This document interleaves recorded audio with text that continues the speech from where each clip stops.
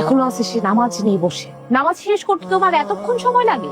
দেখো, নামাজ নিয়ে কোনো কথা বলবে না তুমি। উজু করে আসো, নামাজ পড়বে।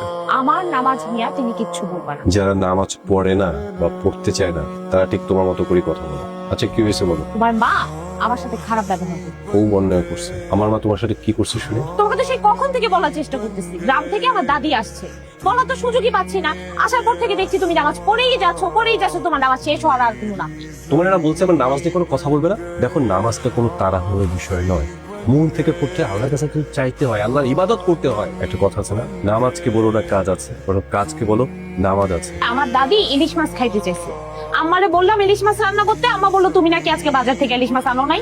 আমি কালকে নিজে বাজারে গিয়ে তোমার জন্য ইলিশ মাছ নিয়ে আসবো, তুমি দাদিকে রান্না করে খাই যাও, ঠিক আছে?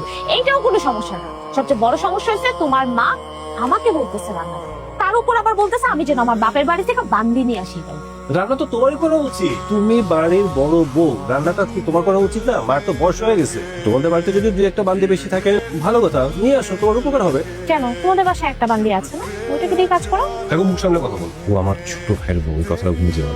তোমার এই বাড়িতে যতটা গুরুত্ব আছে ওই মেয়েটার সেম গুরুত্ব এই বাড়িতে আছে। কি বলতে চাও তুমি? আমি এই বাড়ির বান্দি? তুমি কেন বান্দি হতে যাবে? বান্দি না, তোমার থেকে পাওয়ারফুল এবং গ্রেটফুল একটা পার্সন। তুমি একটা ফালতু মেয়ে, শুধু ফালতু বলে ভুল হবে।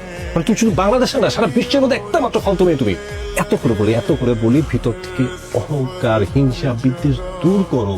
দয়া করে প্লিজ পরিচা করো, নামাজ পড়ো, আল্লাহর পথে আসো। কে শুনে কার কথা? তোমার ভিতরে না আল্লাহর হেদায়েত নাই। নামাজটা যদি করতে না, তাহলে আল্লাহর হেদায়েত দিত। বুঝতাম মানুষ কি জিনিস, মানুষের ধর্মটা কি জিনিস। আমার কাছে দোয়া করে আল্লাহ তোমাকে একটু হেদায়েতটা দেখ। হেদায়েত? তোদের নিজেদের হেদায়েত আছে? হেদায়েত থাকলে ফকির মারি মেয়ান্তি। আপনি এত কথা বলেন কেন? আপনি মেহমান মানুষ, মেহমান মানুষের মতো থাকেন না। আমাদের পারিবারিক বিষয়ে আপনার কথা বলার তো কোনো দরকার নেই। বাচ্চা কুচকুচে হোক, ফর্সা হোক, সাদা হোক, সেটা আমাদের ব্যক্তিগত ব্যাপার। আপনার সমস্যা কোথায়? তুমি তো একটা বেয়াদব। মুরব্বিদের সামনে কেমনে কথা কইতে হয় এটা কি তোমার মা বাপে শিখায় নাই?